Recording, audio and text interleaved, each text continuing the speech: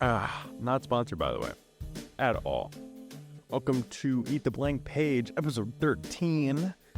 Feeling like it's going to be a good one this time.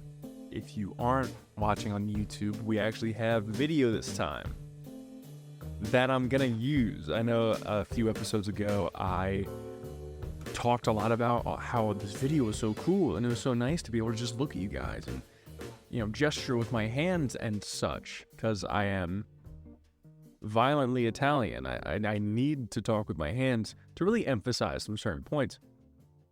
But more than anything else, the video aspect was not part of anything that I had actually posted, because I decided not to. Everything about it was just off. The lighting was off. The setup was off. My desk was a mess. It was a whole thing. But hello. You can actually see my face if you don't follow me on TikTok. I don't know how you found this video or this podcast on Spotify. Don't have enough followers to just kind of make some appear out of the blue. Also, if you're uncomfy by me not wearing headphones, like every other content creator out there, it's because I don't need them with my current setup. That is something that I realize is bad. There's a reason that they do, right? I just don't know it. I got into Yu-Gi-Oh recently, and every time I rank up in Yu-Gi-Oh, like Duel Links, like on the phone, every time I rank up, I learn about a new aspect that I was like, oh, that's stupid. Pendulum settings are stupid, and card effects are dumb. Who needs spell and trap cards, right? But every time I ranked up, I realized that there was a whole aspect that I wasn't utilizing, that the next rank, if I wanted to do good, I would need to actually utilize. I see that as what the headphones are, because it kind of represents a whole aspect of the production that I'm not familiar with yet. And there's just a lot that I need to actually, get exposed to. But that's for a later time, not for today. But yeah, needless bullshit out of the way. I wanted to kind of revamp what I talk about on the podcast in general, because it is for writers and storytellers and just people who like writing, if you want to get specific with it. But there's a few key properties or stories or games or whatever you want to call it that really started my journey out as a writer and someone who appreciates stories and stuff. None other, or should I say, none the least of which is Five Nights at Freddy's, FNAF. And me saying that, I'm really harking on myself about being super like cringy, or I feel like I'm talking about some kid stuff, but in a lot of ways it is, because the first games, if you haven't seen the Five Nights at Freddy's movies and you stuck around the games, or all you know are the games, you didn't see the movie or whatever, I watched it opening day. It was a lot of fun, but there's a lot of different ways to tell a story, right? It's an art form. And while there are a lot of layouts and certain rules or just good general ways to go about getting through narrative, explaining characters, details, and showing the consumer of whatever product you're giving out, whether it be a movie or a song or a video, there's ways to do it. And video games are the most immersive version of those types of content, where you can go, you can watch something happening on a screen, you can physically be controlling what's happening, and the decisions lead you to certain outcomes, where you can have multi-branching games that are really looking at that one narrative, because I feel like a lot of different types of video games will go all in on a certain type of, or a certain aspect of how video games tell stories. And one of the biggest things in video games are multiplayer experiences, where Your individual skill determines whether you win, whether you lose. In story missions, you can get certain gradings, or like, hey, you did rank B on this mission. You got a rank S on this mission. However, there is a certain genre of video game that gleans a lot from that user input, where a lot of other games, like storytelling games, games that are basically movies, Ashura's Wrath being one of them, or Asura's, or however you say it, they really go in on the visuals and the cinematics of it. The story of it is the main point. However, horror games can be the most precise uses of pacing, user input, the feelings of security, how they can creatively control the map itself that it's based on, if it's a 3D game, 2D game, how the user interacts with the AIs in the game, the requirements for a game. So you take a game like Slenderman, 3D survival horror game, right? Survival horror came a little bit ago, but you see things in Resident Evil where you can kind of defend yourself using ammunition, guns, weapons. You can fight back. And a big part of a lot of video games is that use of guns and fighting back and defending yourself. But for survival horror, it's one of the keystones of what makes that game good and what makes that game bad. Now, when Five Nights at Freddy's came out, it flipped this narrative that you needed to be able to fight back. Not that you needed to, but in a genre at the time, this might have been my 7th grade year, so I'm thinking, let me look it up. August 8th, 2014. This is the rise of Markiplier, Jacksepticeye, PewDiePie. These are the early gaming YouTube channels that are taking off, where everyone's yelling and everyone has dyed hair. This is the prime time for a game like FNAF to come out, because it gave itself a mechanic by removing a mechanic. It was very, very tricky how it did it. In most horror games, you walk around. I'm thinking Amnesia: The Dark Descent. If you want to get periodical to the time, you would compare it to an Amnesia: The Dark Descent, because you're walking around, you're discovering things, you're going into new areas, you're running away from things, you're battling things, you're doing stuff. FNAF didn't let you do that.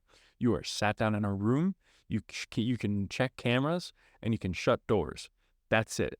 You have to manage resources through your battery, your electrical, your power. And with that, that's the game. So you're able to influence your environment to such a small degree, you can't even move around.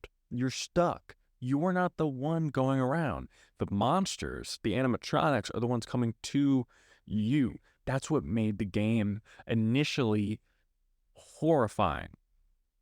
Now, it did utilize jump scares more than anything else, but that was only for the sting moment. It's almost like a game that was built for Let's Players, because you have this creepy atmosphere. You have the unique atmosphere of an animatronic horror game, which is now not unique at all. But at the time, it was like, oh yeah, well, everyone's scared of Chuck E. Cheese, but no one really made anything about it. So they made a robot horror Chuck E. Cheese and slapped it on the game. Bob's Your Uncle, giving us this new environment that has things that we've never really seen before in a food chain pizzeria that's scary. We've never seen a piece of media like that before, but we've all been to a Chuck E. Cheese where we're creeped out by the animatronics, or we're at Disneyland where the animatronics are weird. So we can kind of relate to it on a certain extent. And then you actually get in there and it's a rundown pizzeria. It's dark, it's grimy, it's weird. The phone guys making it weirder. It's scary as hell because you get to watch them come to you. It's possession, it's ghosts, it's hitting a lot of different points. in its simplicity.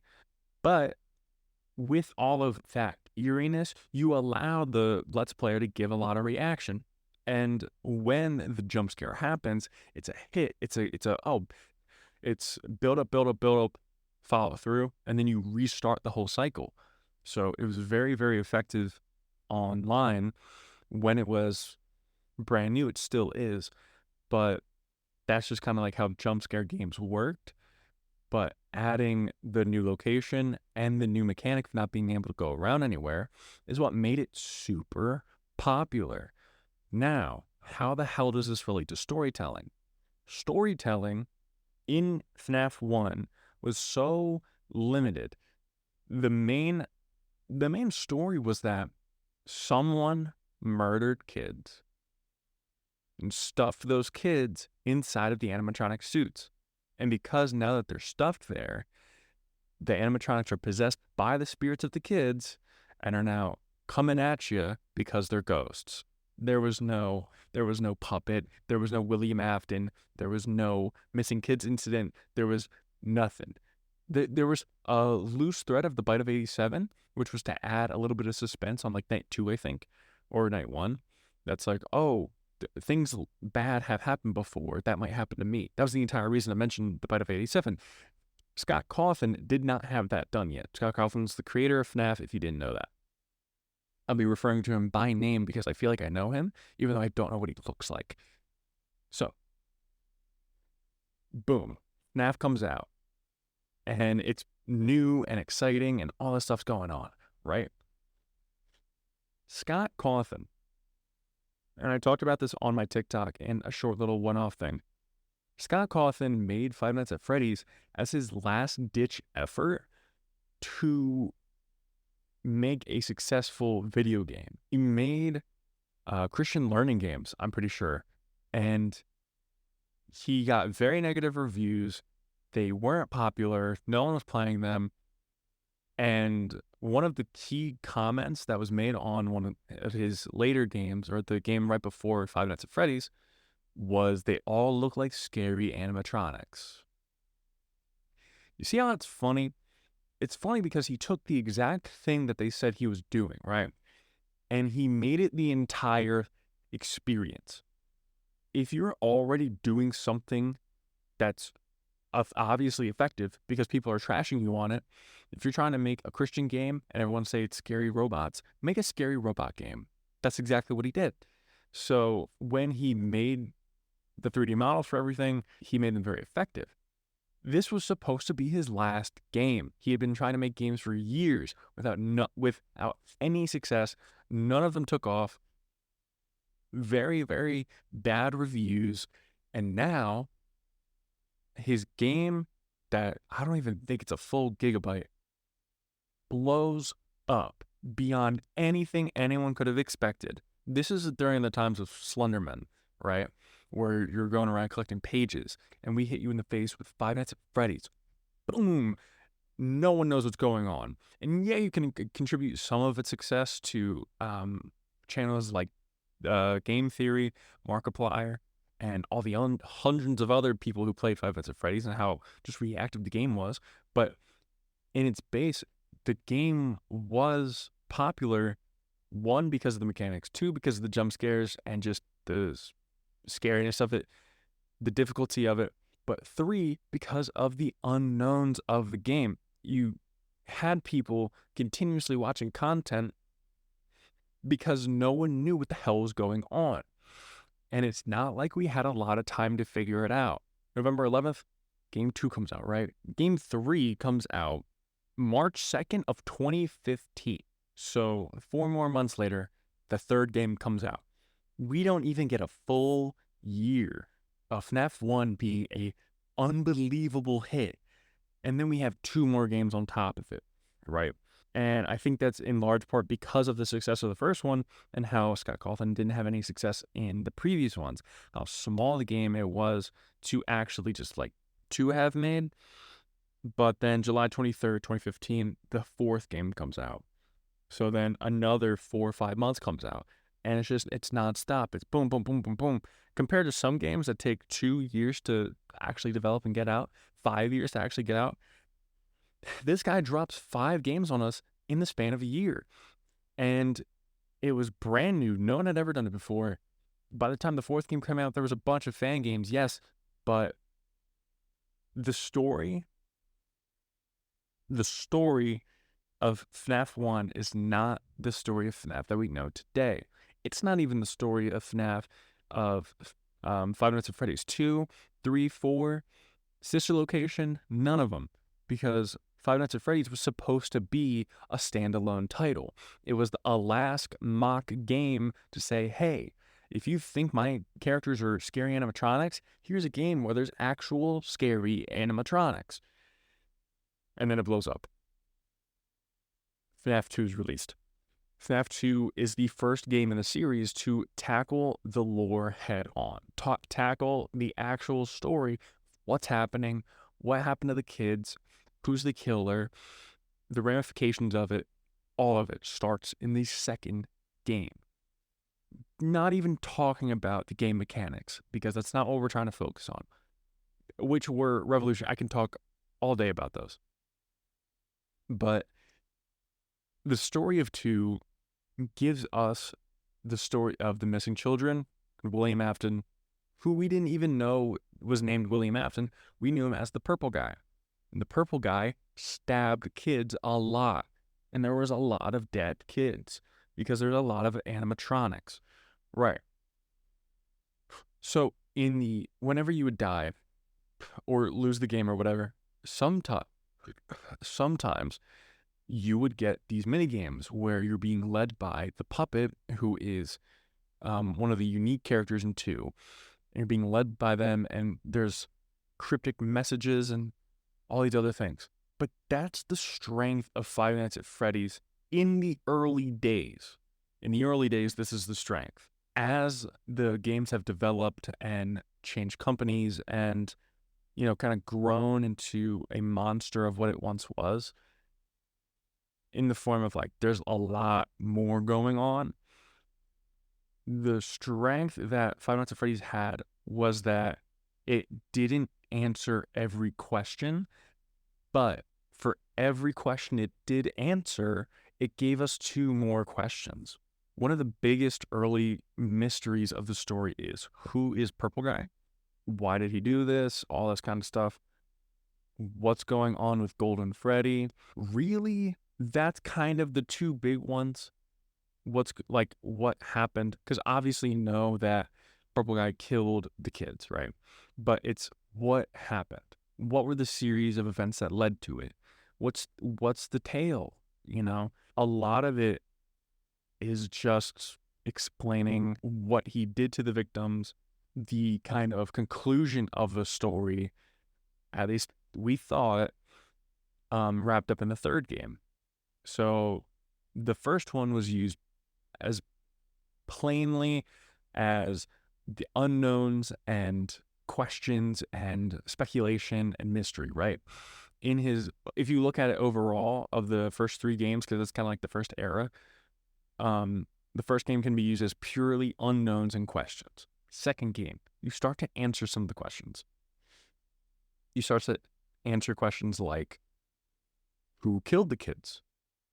What was he doing in the pizzeria? How did he get into the pizzeria? How did he get to the kids?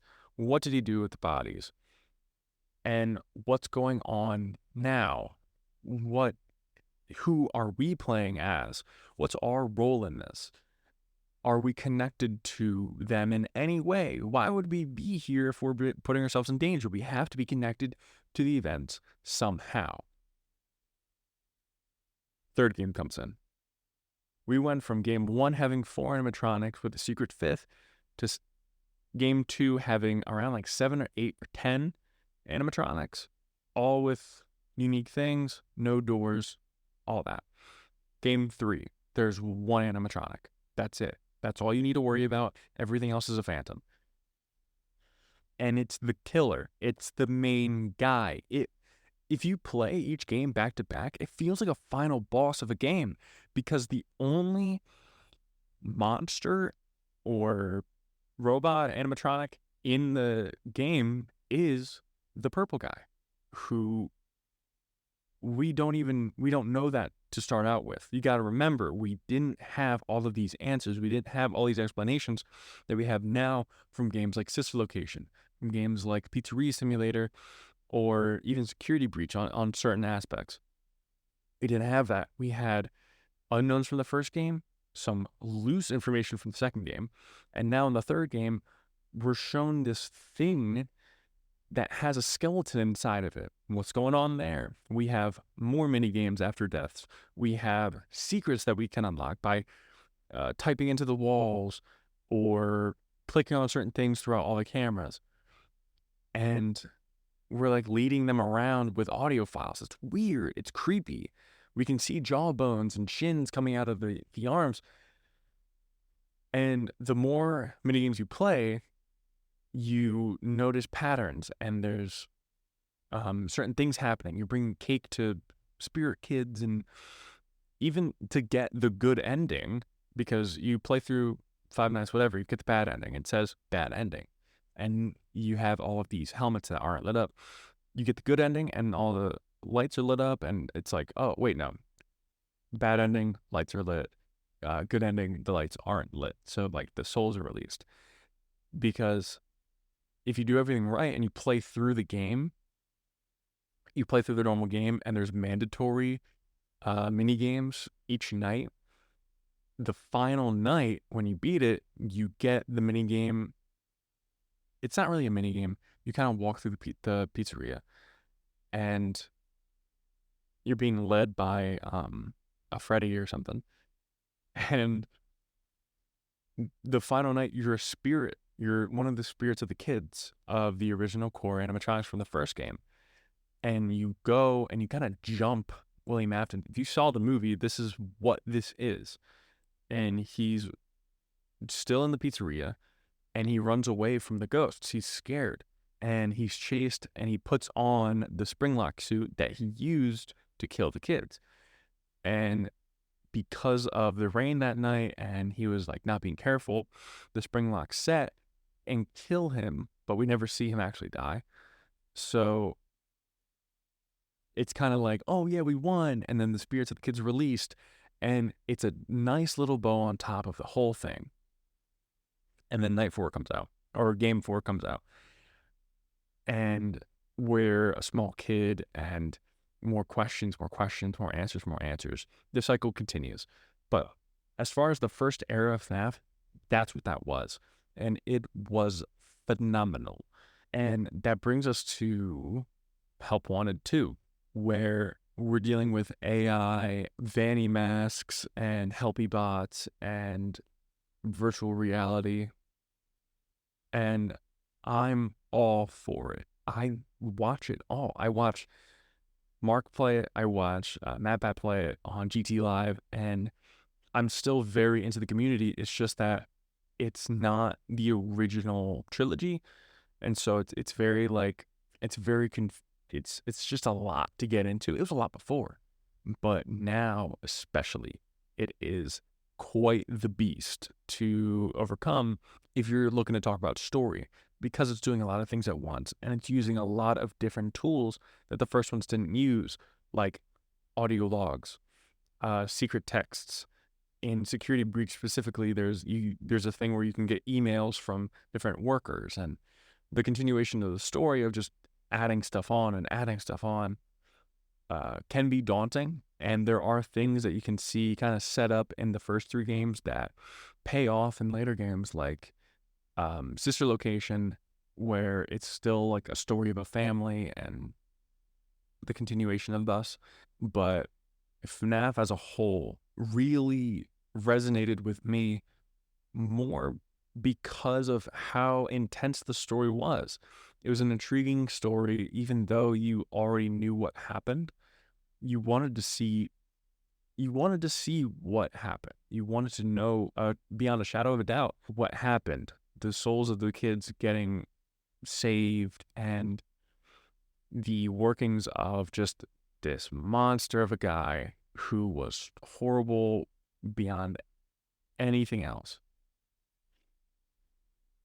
it really introduced me to horror as a legitimate genre and not just something that was all jump scares and body horror and gore and just bad things. Now you had something that was eerie, it was unsettling, it was intriguing beyond anything else.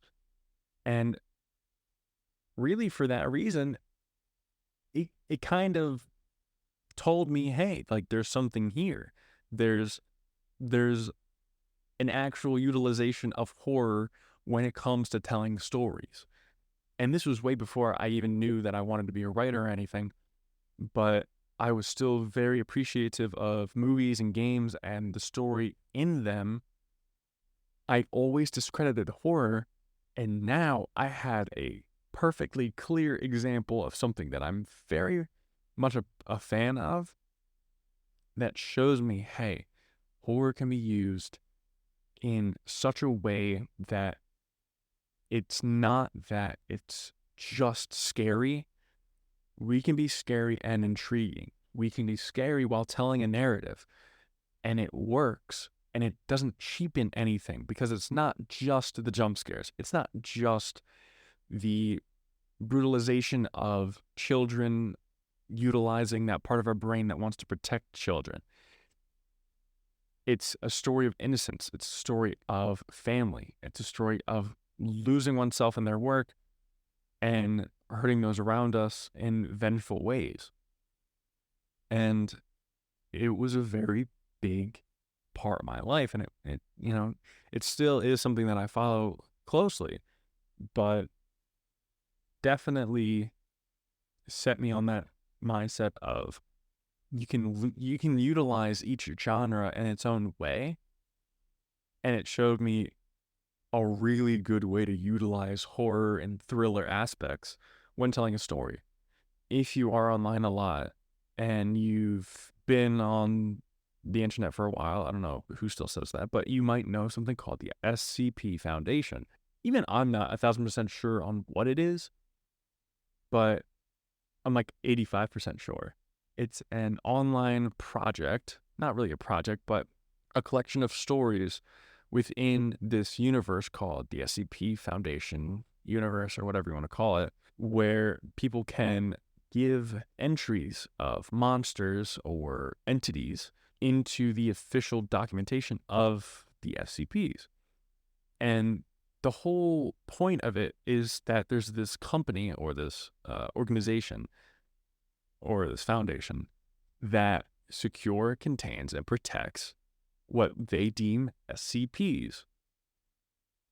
And so each entry or each monster or each being, whatever you want to call it, is labeled with a number. So this is SCP-001. This is SCP-002, and thus forth. I think they're at like 4,000 now. But it's such a big community that there's this narrative going on in the background. For one, you have, this is really something for people who love stories, but are also really into like military role play, organization role play, where you're pretending like you're part of this company with official language, with cover-ups, and just unique ways of telling the story that make it very, very scary, because the main part of it is supposed to be freaky. It's supposed to be scary. It's supposed to be eerie. And it goes about it in certain ways. But if you don't know about it, I highly recommend checking it out, especially if you like things like FNAF or just like storytelling in general. Sorry, I'm fixing my sock really quick. I know you can see me leaning down now, but there's things called joke SCPs where it's just like a funny, like, oh, you put a sock on and then it gets another sock and it sports another sock and then it spawns another sock on top of that sock. But they're not supposed to be serious. You have, I should clarify, it's not that every SCP is supposed to be this gruesome horror monster. It's just that it's an anomaly that the foundation is containing, securing, or protecting. Securing, containing, or protecting. So there's a class system for each entity or each anomaly, where it's like a ranking of like, hey, this is safe, this is dangerous, this is like a god level threat. There's rankings amongst the organization. There's task force within the organization. There's council called the O5 Council. There's continuity between dimension hopping, time stream warping, and certain characters keep reoccurring, like certain doctors or members of a task force that play into the stories of each S.C.P. because they can coincide with each other. There's a lot of S.C.Ps that'll be like, here's the debrief, here's special things to look at. We ran experiments on something over here, and we introduced it to S.C.P. blank blank blank, and it did this. So it feels like an organic actual company. Thus, there are some people that had the amazing idea of turning it into a podcast fuel where they'll just read it. They'll just read the entries and they'll title it properly and they'll give all the credit and stuff. But when they read it, they'll add like special effects to it. They'll add like this eerie music behind it, and it's really an immersive experience. So if you don't have any place to start out, this is how I started out getting into it. Look up S.C.P. Archives. It's on Spotify. Also, the S.C.P. Foundation. I'm a bigger fan of the S.C.P. Foundation because of how true to form it is. But if you look on S.C.P. Archives, they're much more theatrical with every entry. They don't do every single one that's like 1 through 5,000 or whatever. They'll do the ones that they can best tell a narrative off of, add certain things. They'll have voice actors in it that play out scenes depicted in the initial entry on the actual S.C.P. Foundation. I don't know if it's a website. I don't know if it's a subreddit. I'm sure you could find that out really quick. I could as well, but I have things to talk about. It's just a very fun place to be at if you're into analytical things, storytelling, and above all, horror, monsters, classifications of us, and just kind of like to nerd out about things. It's a place for people who like to nerd out. It kind of falls in line with the same aspects of Five Nights at Freddy's community because, or I should say, the community that's really into the mysteries and the storytelling stuff, because it's all stories. It's just a giant writing project with a bunch of random people who've never met each other, but are all interested in the same types of things. Those one-off indie games that are just terrifying. If you remember what Siren Head is, people want that to be an S.C.P, but they're not allowing it to be. In line with all those kind of indie horror games, Amnesia: The Dark Descent, I'm pretty sure it was an S.C.P game. S.C.P Containment Breach, the video game, is an awesome game. If you know about a little thing called Lethal Company, if you like Lethal Company and you like the idea of there being a corporation that is actively having to manage monsters and creatures and just weird freaking entity things in a very organized way, like you're at work, S.C.P is for you. It is so up your alley, it's not even funny, because Lethal Company, I don't know if it's officially an S.C.P thing. When I first saw the gameplay of it, I was hyped that there was a new S.C.P game because I had been getting into it. I know some of the people now, but it's like in S.C.P they'll have monsters, if you take your eyes off of them, they'll come over and snap your neck. People that can move stuff with their mind, monsters that kind of just run at you and try to kill you, things that take over bodies. And there's the mimic in the Lethal Company games. So I don't know if it's exactly an S.C.P game or it's based off of the S.C.P Foundation, but it is an amazing place to go to if you like Lethal Company. If you see me turning over here, it's because I have my notepad right here. And yeah, no, just genuinely, if you're into S.C.P, well, if you're into Lethal Company, you'll be into S.C.P if you love that kind of deep, rich lore or just information writing that you could also get from games like FNAF and stories like Five Nights at Freddy's. But if you want something more current, though, the spike of popularity for this title is kind of it's kind of fallen off a little bit, but I think it was sometime last year, very, very big. Iron Lung. If you haven't heard of it, if you haven't watched any gameplay of it, go do that. It is in the same way that Five Nights at Freddy's was a new take on the genre. Iron Lung is a new take on exploratory horror, where it utilizes the lack of information and the importance of information in such a way that is just mind boggling. It puts you in a submarine with a ton of lore, it's a ton of background knowledge, and it's horrifying. It's like, I'm not even, I'll give you the baseline of it. I'm not going to get into it, just so you can get surprised when you go and watch those videos of it.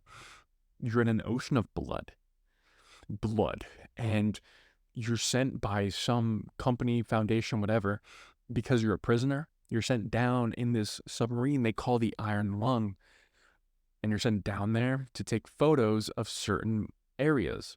But it's an ocean of blood. There's not supposed to be any fish. What can live down there? That's the question. And so you go down, and the first few things that you take pictures of, because all you can see are the things that you take pictures of. You travel based off of coordinates at a map with certain pings on it. And when you reach the certain location, you're supposed to take a picture, run over to this monitor, and then look at the picture. And that's where the horror comes in. And it's such like a nice little stream of cause and effect, and it forces you to do certain things. But the further along you go, the more things you start to notice. Like there's tubes coming out of the bottom of the ocean. There's like you see like a fin at certain points, and you're like, whoa, what's that? You're traveling along and you hear something like slam into the side of the submarine. You approach something that's glowing, and then you get teleported across the map. It's crazy. It's awesome. Look into it. And here's why I'm telling you to look into it, is because Markiplier, I don't know if you've heard of him, but he's making a movie based off of Iron Lung. He's making an Iron Lung movie called Iron Lung. And I'm pretty sure it's because the guy who made Iron Lung is his editor. So he's obviously just working with him on it. But from what I've heard about it on the Distractable podcast, and just the teaser trailer is out, I'll leave a link in the description for that. If you love horror and thriller and kind of deep, rich storytelling with a rich lore behind it, I highly recommend looking at any one of these titles, because Iron Lung, I know I talked the least on, but you can tell by certain entries and notes you can find in the submarine that hint at a larger lore to it. Like when you first boot up the game, it talks about how everyone left Earth and now resources in outer space are dwindling, and it's kind of a race to who can find any sort of food or water. And you're a prisoner and you're sent out to explore an ocean of blood on one of the moons. But this isn't the first time this has happened. This isn't the first body of blood that's been found. And so it off the rip, it has this kind of deep lore to it that you just want to know about, just like FNAF, just like the S.C.P Foundation. And so, my friends, I think it's as good a time as any for a page eater prompt. I mean, I've been going for a little bit now.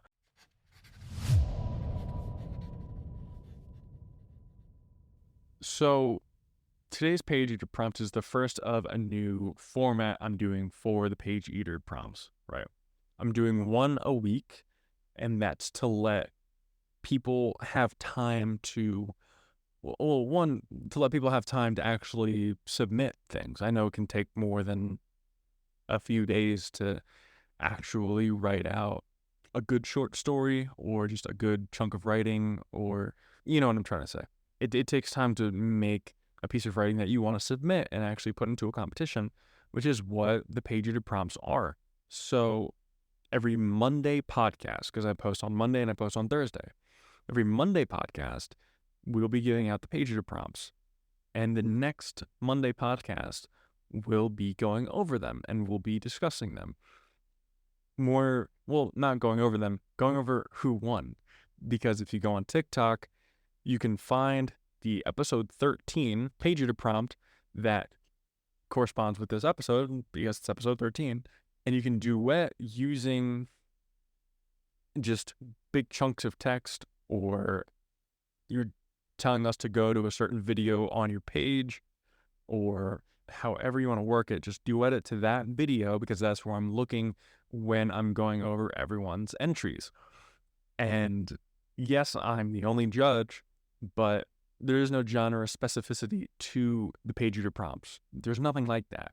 It's just prompts that I give out to my community, to you guys, that allow you to kind of stretch your creative legs if you're in a rut, and share it, maybe win, and get your name shouted out on that podcast. Now, unfortunately, I don't have any to share with this one, but hey, maybe next week I'll have plenty of people to actually go for. If you are a writer and you want a little side project, it doesn't have to be anything crazy like 1,000 words or 1,000 pages or whatever, but just a short little story or a continuation of the prompt is good enough for it. So it's really a low stakes thing, low pressure thing, and I enjoy making them for you guys, so I hope you enjoy writing them. So without further ado, here is episode 13, page prompt. A serial killer breaks into the house of another serial killer who has been retired for many years. And the old timer can't help but critique the newbie's form in how they go about a lot of different things. And whether they become friends, whether it's like a kind of a big fight of wits, it's a battle of old versus new, it's a battle of morality, outlook, reasoning. It can be whatever you want. Those are just a few pushes in different directions that I can see it going. It could also just be a big fight scene. Who knows? That is the page prompt. Please do whatever you want with it. Please subvert expectation or feed into it. I just love to read what you guys send in for the page prompts. So hopefully you guys have fun with that. It is on my TikTok at Eat the Blank Page, and it won't be on my YouTube, but it is on my TikTok. And just duet it. It'll be perfectly fine. So yeah. Oh, also, I'm keeping the news segments for Thursday. So instead of having news Monday and Thursday, it's news once a week on Thursday and page prompts once a week on Mondays. And I think it'll just be better, and it won't be so much to swallow every week. So yeah, but expect another podcast on Thursday. Very excited for that one. I hope you enjoyed today's episode, guys. Please leave a like, share, comment, subscribe, follow, whatever on podcast, whatever podcast platform that you're viewing this on. I'm glad you guys joined me. I'm glad you guys stayed for this long. It's very, very impressive that you would actually listen to me for that long. But hey, that's the whole point. I hope everyone has a wonderful day, and goodbye. I will see you on the next one.